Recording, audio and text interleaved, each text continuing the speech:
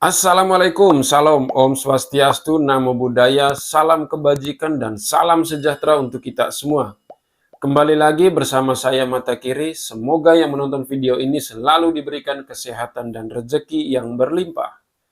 Belakangan ini Indonesia tengah diramaikan oleh rencana pengesahan rancangan undang-undang perampasan aset. Pembahasan mengenai rancangan undang-undang ini awalnya keluar dari mulut Menteri Koordinator Bidang Politik, Hukum, dan Keamanan yakni Mahfud MD. Saat itu dirinya tengah menghadiri rapat kerja dengan DPR. Secara langsung, dia meminta DPR untuk mendukung dan segera meloloskan rancangan undang-undang tersebut. Ternyata desakan Mahfud MD ini ditandai karena Presiden Joko Widodo menginginkan agar rancangan undang-undang ini bisa segera berlaku. Jokowi menegaskan hal ini merupakan inisiatif dari pemerintah dan meminta rancangan undang-undang tersebut agar segera diselesaikan oleh DPR.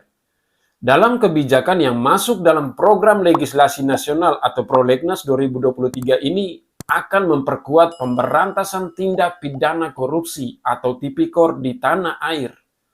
Saat melakukan penyerahan bantuan tunai langsung atau BTL, Presiden Jokowi menegaskan, proses ini sudah berjalan dan Presiden Jokowi pun berharap dengan undang-undang perampasan aset itu akan mempermudah proses-proses utamanya dalam tindak pidana korupsi untuk menyelesaikan setelah terbukti karena payung hukumnya jelas. Dalam rapat kerja dengan Komisi 3 DPR RI, Mahfud MD memang secara langsung meminta dukungan DPR untuk mengesahkan rancangan undang-undang perampasan aset. Dia menilai upaya menindak kasus korupsi saat ini cukup sulit. Oleh karena itu, aparat penegak hukum membutuhkan senjata untuk mengatasi korupsi. Kepada Ketua Komisi 3 Bambang Pacul, Mahfud MD memohon dukungan. Meskipun kita semua sudah mendengar jawaban Bambang Pacul, pasalnya keputusan anggota DPR RI ditentukan oleh pandangan partai. Koordinator Divisi Hukum dan Monitoring Peradilan ICW, Lola Ester Kaban, mengatakan rancangan undang-undang ini sebenarnya memiliki bentuk draft pada 2015. Draft ini sudah cukup kuat untuk menyita aset-aset pelaku tindak kejahatan yang mencuci uangnya, bukan hanya koruptor, tapi termasuk pelaku terorisme, narkotika, pencurian, hingga penggelapan.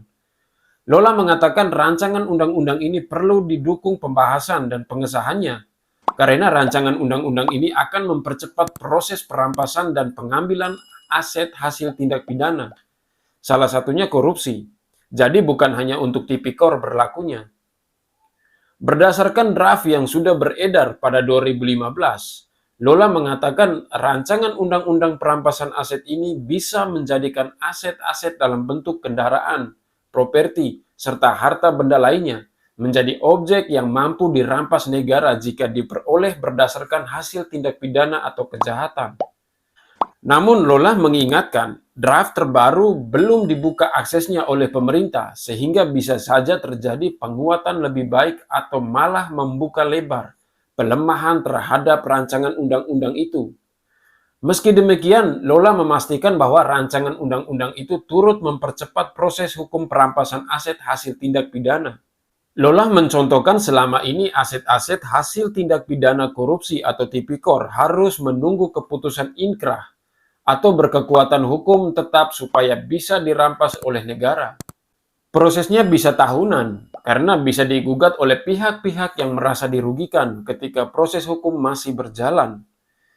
Dengan rancangan undang-undang perampasan aset ini, Lola memastikan aset-aset hasil tindak pidana bisa langsung dirampas pada saat keputusan hasil tingkat pertama, yaitu keputusan di pengadilan negeri. Setelah itu, tidak akan diberikan kewenangan untuk digugat. Lola juga menegaskan prinsipnya dia bisa memotong waktu proses perampasan asetnya. Di draft rancangan Undang-Undang 2015, kalau tidak salah, prosesnya final di tingkat pertama saja. Tidak bisa dibanding, tidak bisa dikasasi, pokoknya tidak ada upaya hukumnya.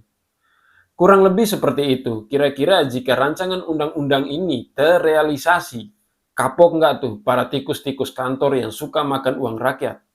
Jangan lupa tulis di kolom komentar. Akhir kata, saya Mata Kiri pamit undur diri. Salam hormat, salam NKRI, harga mati. Wassalam.